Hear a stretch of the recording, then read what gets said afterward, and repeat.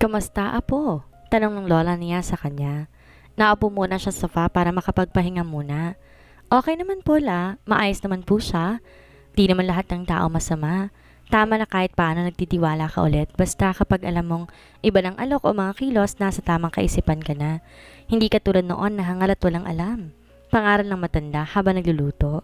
Opo Saglit siyang natahimik dahil di niya alam ang sasabihin ba niya rito ang nalaman niya tungkol kina Olive. They've moved on from that past, pero ganun pa man, di naman kasali si Asher sa mga ginawa ni Olive sa kanya noon na hindi naman tamang naisip niyang umiwas dito. Tawag niya sa matanda. Si Olive po, naalala ninyo? Biglaan ang paglingon ni Belen sa kanya habang hawak ang sando. Ang demonya? Galit na sabi nito. Girlfriend po siya ng pinsan ni Asher. Ha? Yun ang babaeng pagkasama-sama na ugali? Na nagbagsak sa akin sa interview expo ni Asher, kapatid po pala ni Olive? Sus ko, kaya pala napakasama na ugali. Baka kaya ka binagsak, parang di mo naman yun kilala. Di ko rin po kilala, lola Nagkataon lang po na parang gusto kong umiwas kay Asher, tama po ba? Sus naman, binalikan nito ang pagluluto. Hindi naman tama yun. Wala namang alam yung tao sa kademonyohan ng Olive na yun. Yun nga po Tumingin siya kay Camilo. Iniisip ko po si Elora. Ayoko po siyang madamay sa noon kahit sa ambunga. Tahimik na po kami at wala na rin akong balak hanapin pa kung sino mga yon. Ang ama. Oo, apo. Di natin kailangan ng hudyo. Kaya mo naman. Nakaya mo ng 6 na taon. Kahit paano matatag ka na. Opo, Kampanteng sagot niya habang nakatitig sa kanya kang naglalaro sa center table. Magbihis na kayo at tapos na to. Nasaan na kaya ang mga Agosto mo? Dito daw kakain. At bubuksan ko po ang gate, lola. Sinara ko na kasi. Aniya at saka nagmamadaling tumayo dahil narinig niya ng tricycle na matandang lalaki. Ang saya-saya niya, kahit na may eksena ng di maganda sa pamamasyal nila ni Elora. Natatakpan naman yon ng mga magagaang sandali. Parang narinig ba niya ang boses ni Asher kapag tumatawa. Para yung nakarecord sa utak niya. Nandito na pala ang maganda kong apo. Bati ni Agosto sa kanya kaya't nagmana siya sa matanda. Parang mawawalan ako ng trabaho May ibang sumusundo sa inyo ni Baet? Naku, hindi po. Hindi naman yun parating makakapunta Kagagandang lahi nun, apo. Biro pa nito. Sa lalaki, sabay tawa kaya naman sabimangot siya. Lahi ka agad? Ano siya? Baboy? Mang Agosto naman. Aniya sa matanda, natawa malamang. Sinara niya ang gate habang nga'y pumasok na sa loob ng bahay. Kinuha niya ang smartphone sa bulsa dahil nag-vibrate iyon. Sandamakmak na na-chat ngayon ang meron siya. Si Chloe yun. Nagtatanong ko siya ay okay lang. May mga chat din ni Camilo at di niya pinansin mula pa kanina. Niwala siyang interes sa tingnan man lamang yon. Ngayon siya naniniwala na ang nararamdaman niya para kay Camilo noon ay paghanga lamang talaga. Bakit di na nag-go online? Okay ka lang ba, Det? Yon ang chat ni Chloe sa kanya.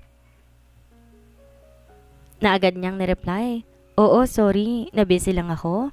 Magkwento ako mamaya sa'yo kapag matutulog ka na. Kakain lang kami ni na Lola.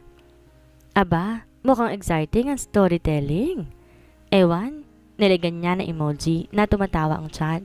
Kung di ba excited, malilimot ba niya kaagad? Parang paulit-ulit ang mga eksena sa isipan niya. Parang di na rin siya makatulog ngayon dahil sa nangyari kanina. Sobrang saya din niya. Kumakanta si Asher nang pumasok siya sa bahay. Dumaan siya sa chapel at pinagsindi ng kandila ang abo ng ama niya. Sumisipol siya at sumasayaw pa. Sabay ikot at itsa sa suot niyang coat kay Mariposa. Ay, bakulaw! Aniya kaya naman natawa siya. Aba, mukhang masayang alaga ni Manang Felipa. San si Yaya? Naroon po at naghahanda ng iyong dinner. Ano bang ganap, senyorito? Ang ganap ay... Nag-isip siya. Ano nga bang ganap? Wala naman, basta masaya lamang ako.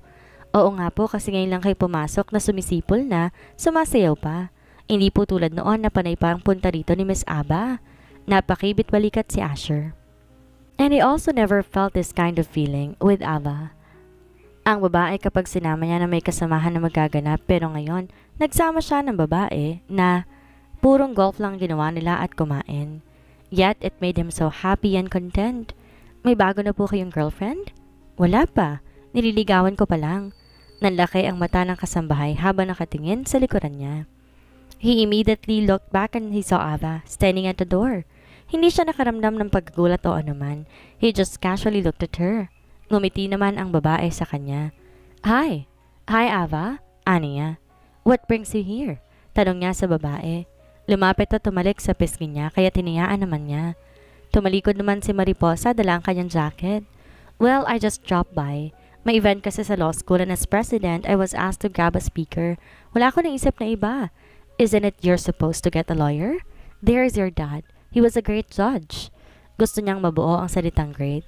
Alam kasi niyang di matinong judge si Frederick. It's not related to that. May isa na kaming speaker for the closing. I was supposed to get a nice man who used lawyers for his business. Will you say no? Ngumiti ito at para nakikiusap. Hindi siya umimik. Please, pakiusap nito sa kanya. Bumalik ako sa pag-aaral. I'm moving on and you said we're still friends. Huwag mo naman akong tanggihan, Asher. Kailan ba? Wednesday night, please? I will let you know if my schedule is not tight. I will call Ate V later. Oh, thank you. Hindi naman yan kasi gabi naman eh. Kaswal lamang siyang tumungo. I'm going now? Paalam ito sa kanya kaya tumango muli siya. Alanganing tumalikod si Ava pero di na siya nag-abala pang ihatid ang babae. Chat me okay if you're free? Pahabol pa nito. Sure. Dinilaan niya ang labi kapag kuwan. Nag-iisip siya. Masaya siyang bumalik na si Ava sa pag-aaral. Kung ang simpleng pag-guess ay makakatulong doon para tuluyan makamove on sa kanila, bakit hindi? Gusto niyang suportahan ang pagtutuloy nito sa buhay kahit wala silang relasyon. Ava is starting anew and is also doing the same. Nagpupuyo sa galit ang kalooban ni Ava. Rinig na rinig niya may bago ng babae si Asher. Take note, nililigawan. Damn it! Marahas itong kinabig ang pinto ng kotse. She was so mad. Her eyes are blazing. Pumunta ito sa mansyon ng mga Montenegro para talagang imbitahan si Asher pero hindi bilang guest kundi bilang date nito. Gusto nitong magmayabang sa mga klase at ayaw nitong sabihin na wala na itong boyfriend na mayaman. Malaking kahihiyan yon. Kahit ang ama ni Ava ay inutusan nito na balikan si Asher. Mapapahiya raw yon sa mga kumpadre dahil pinamalitan nila ng dating West ay kakasal ang panganay na anak sa isang bilyonaring negosyante. Halos tumulong luha nito. Hindi siya po pwedeng mapahiya sa lahat ng amigo ng ama niya. Malaking kahiya noon sa ganda niya at talino ay may lalaking umayaw sa kanya. Tapos ngayon malalaman namin may kapalit na siya? Sinong walang hiyang babae na yun? Oras na malaman niya kung sino, humanda ayon sa kanya. Oras na mapaniwala niya si Asher na okay na siya, hihiwalayin nila. Malalaman niya ang pesting babaeng sumira sa relasyon nila. Sa pagkakaalam niya, pumunta yun sa frat party nung nakaraan. Tapos ngayon ang liligaw na? The hell? Asher never courted her. Nightstand affair lang silang nauwi sa isang relasyon. Anong karapatan ng babae na yun ngayon na ligawan ni Asher? How important is that woman? Walang po pwedeng pumantay sa kanya. Siya lang ang mayaman, matalino at maganda na po pwedeng mahalin ni Asher. Siya lang at wala nang iba? Wear her full uniform. Kiana is ready to go to Mindanao. Pumasok siya sa loob ng Royal Montenegro. Doon muna sila pinapupunta para malino na instructions. Baka alas 8 ng gabi nakauwi na siya. Hindi niya kaya ang kanyang bag. Nasa taas na raw si Ronnie naghihintay. Sa first floor lang naman sila. Naroon si Lex na makakasama rin nila at si Camilo, of course. Diretso siya sa paglalakad pero tila may naramdaman siyang pares na mga matang nakatitig sa kanya. Agad siyang lumingon dahil may tumikim. She saw Asher and the initial reaction of her heart was known. Ganda. Anito kaya nahihiya siyang ngumiti. Ngunit may poste lang ito at nakatayo habang nakapamulsa. Lumapit to sa kanya at kinuhang dala niya. Umalimuyak ang amoy nito na makalapit. Are you ready now? Tanong nito na pinagmamasdan siya. Tumango siya. Buong maghapon ng linggo silang magka-chat. Nagtatrabaho daw to sa bahay pero kausap siya parati. Nadadelay ito ng reply pero nagre-reply pa rin sa kanya. Anong itatawag ko sa'yo rito? Babe? Anito kaya't wala sa loob na nahampas niya ito. Nahiya rin siya bigla sa ginawa niya pero tumawa ito. O bakit? Doon din naman tayo pupunta. At sino nagsabing sasagutin kita? Naman niya. Ako. Malakas ang loob na sabi ni Asher sabay liyad ng dibdib. It's okay if you talk to me like the way you talk to me more often. Oo. Tumingin to sa mga mata niya. Isn't it obvious? Lumalabi lang siya dahil di niya alam ang isasagot. Si Asher lang naman kasi ang matyagang itulak ang sarili para kontrahin siya. Makulit ito sa madaling salita. Nakakasakit ka ng damdamin. Nito na tila nagdadrama, kaya't naman natawa siya. Sira ka. Akin yung bag ko at sasakay na ako sa lift. Tinangka niyang agawin ng gamit pero hindi nito ibinigay. Sa halip, hinawakan siya nito sa braso, pinasok sa private lift nito. First floor, he said to his man who took the other lift. Ihahatid mo ko? Takang tanong niya rito. Pinindot nito ang button.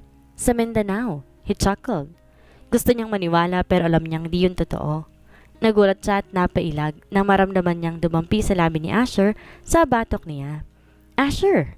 Saway niya sa seryosong aura. Para naman tong nahintakutan. Relax. Wala akong gagawin. It's just a goodbye kiss. Ito naman na parang nagigilty sa ginawa. Ayoko kasi yun. Niya rito. Sorry. Naman ito sabay halik ulit sa batok niya kaya't napapiksi siya. Asher? Tumawa lang to tapos bumukas na ang pinto ng lift. Wala na siyang nagawa dahil hinahawakan niya ito sa braso at nilabas doon. Naroon ang mga kasamahan niya pero ang iba, wala pa rin. 8:00 ang alis nila. Lahat sa kanya tumitingin. Sino bang di titingin? Hawak ito ang gamit niya. Bigla niya yung sinubukan agawin pero iniiwas naman ni Asher. Asher! Bati ni Lex sa nakababatang pinsan. Babay na. Akin ang bag ko. Aniya na nagmamadali na. Nailing na siya dahil may mga tao na nakakakita sa kanila. Take care. Biri nito sa kanya. Nakatitig sa mukha niya. She nodded. Ikaw din. Iahatid kita pa uwi mamaya. Don't you dare escape. Banta nito, na tinaas pang hintuturo sa may patatapat ng ilong niya. Hindi siya umimik. Tumalikod siya. Sa totoo lang, wala sa kanyang susundo. Balak sana niyang mag-taxi pero mukhang mas safe naman si Asher kaysa ibang lalaki. Chat me. Sigaw pa nito kaya pinandilatan niya ito ng mata. Matapos niyang lingunin, mahinang tawa lang naman ang sinagot noon sa inis na nakikita sa mukha niya. Kantsaw kasi nga abuti niya sa mga kaibigan niya. Parang harap-harapan na kasing pinapakita ni Asher sa lahat ang interes nito sa kanya. Good morning po, Sir Lex. Magalang na bati niya sa lalaki na nakasalubong niya. Nakangiti na makahulugan. Morning. Be seated. We'll be out at 7:45. Tumango siya tumanap ng pwesto malapit sa mga kaibigan. Knox? Inihatid ng boss? Kantsaw ni Sixto sa kanya kaya hindi siya makaimig. Alam niya kasing nakikinig lang si Camilo at nahihiya siya. Siguro halatang halata rin siyang may crush sa boss nila. After a couple of minutes after receiving her friend's teasing, she received a chat. Sinalyapan niya saglit ang kanyang smartphone at si Camilo yon. Sinagot mo ba agad si Asher? Napakunot noo siya at sinalyapan ng lalaki. Tilitigan niya yun saglit at ganun din yon sa kanya. Muling nag-vibrate ang smartphone niya kaya't nagbawi siya ng tingin. Dahil ba mayaman siya at ako prof mo lang? Doon siya medyo napikon. Agad siya nagtipa ng reply kahit pa prof niya ito. Nawala ang pagtitimpi niyang sagutin to ng pabalang. Sa mga sandaling iyon, normal sa lalaki manliligaw ang tingin niya kay Camilo at hindi isang propesor. Mukhang pera pa lang, tingin mo sa akin. Kiana, no, I'm sorry. Anito sa kanya. Anong sorry, prof? Nasabi niyo na eh. Kahit i-remove niyo pang message, nasabi niyo na. Kung pera lang habol ko sa isang lalaki manliligaw sana, pumatulan lang ako sa mayayamang parokyana sa club. Mas mabilis ang pera at di ko kailangan maghintay. Agad niyang tinago ang smartphone at tumayo. Malalaki ang hakbang niyang nagdakad papaalis sa grupo para maghanap siya ng banyo. Nakita niya yon sa gawing kanan na malawak na floor. Agad siyang pumunta dahil baka sa harap ni Ronnie siya maiyak. But out of her knowledge, Camila also walked towards the same direction. Naroon din kasi ang men's room. Sa loob ni Kiana, ayaw niyang mawala ng respeto sa propesor niya. Pero hindi po pwede na hindi niya ipagtatanggol ang sarili. Camila was accusing her of something being indecent at dahil doon tuluyang nawala ang paghanga niya sa lalaki. He does not need a man who will disrespect her. How dare him ruin her day? Nawala sa konsentrasyon si Asher sa loob ng kanyang opisina. Naibaba ang sign pen na hawak dahil bumalik sa laalan niya ang nakita niya. Eye contact, chatting, and then Kiana went to the right wing of the floor at sumunod naman si Camilo. It was very unusual for a professor to follow a student, despite the fact that Kiana was solo. Uminit ang ulo niya. Ang kanyang mga matay na kay Kiana kanina habang kausap niya si Lex. Hindi siya bobo, para hindi makita ang tingin ng dalawa tapos mag-uusap sa chat. At ang tuloy na nagpainit sa ulo niya ay ang makita niya na sunuran ng pumunta sa banyo mga yon. He sighed and placed back on his chair. Jesus, is he jealous? Yes. Ayaw niya na may ibang lalaking lalapit kay Kiana maliban sa kanya. Good sport siya, pero ang makita yon ng kanyang mga mata ay iba ang naging pakahulugan niya. Mukhang ayaw paungos ni Camilo sa kanya. Mas gusto kaya ni Kiana si Camilo kaya't sumaglit ang dalawa sa banyo? Marahas siyang umiling. Kailangan siguro niyang sapakin ang sarili. At anong ibig niyang sabihin na malandi si Kiana? Hindi ganon si Kiana. Kahit na hindi niya pa gaanong kilala si Kiana, hindi yun ganong klase ng babae. Baka sumunod lang talaga si Camilo doon. Pero hindi yon ang nakikita niya. Alam niyang nag-uusap ang dalawa sa chat kanina. Kahit na hindi tama na pag-isipan niya ng hindi maganda si Kiana. Stop being suspicious, Asher Troy. Aniya sa sarili niya. Muli niyang kinuha ang sign pen pero pumasok sa loob ng kanyang silid si Tito Sigmund. Uncle, aniyang agad na napatayo. Nakangisi ang lalaki sa kanya kaya ngumiti rin siya at niyakap ang tiyuhin. Kapatid to ng kanyang ama, isa ring Montenegro. Naligaw kayo, Uncle? Well, galing ako sa kabilang building at naisip ko na saglitan ka. I just want to congratulate you in advance. Magpapakasal ka na pala? Ako? Gulat na tanong niya. Yes, I was with your brother for a business meeting. He will put up a quarry and your future father-in-law was there. Lalong napakunot noo si Asher. Hindi niya alam ang tungkol doon. Wala namang iniwang negosyo ang kanyang daddy na minahan. His father was so against anything like that dahil kadalasan daw nagiging illegal yon. Minahan, Uncle? At paano ko nasali doon? Magkasundo sila ni Judge de la Peña. Nandun ako kasi niyayaya akong sumosyo ng kuya mo. Si Judge ang bahala sa mga koneksyon na po pwedeng magbigay ng permit sa mga minahan. He has all the connections, Troy. He said he would do it for the sake of his future-in-law, and it was you. Jesus! Nilalako pala ako ni kuya? Mainit ang ulong sabi niya. Nawala ang ngiti ni Sigmund. Ha? Napatiimbagang si Asher. Anong sinasabi niya, Uncle? Kaya pala na mag-dinner sila ng kapatid niya, kulang na lang, isuksok nun sa baga niya ang pagpapakasal kay Ava. Yun pala may usapan ng dalawa ni Frederick. Ang sabi, tulungan na lang daw ang dalawang pamilya. Oras daw maging Montenegro na ang anak ni Frederick, kayo naman ang tutulong sa mga de la Peña.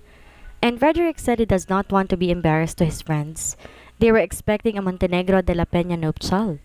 Inosente namang sagot ng matanda. Sila ang magpakasal. Galit na sabi niya kaya't napanatag ang uncle niya. You mean, walang kasalan?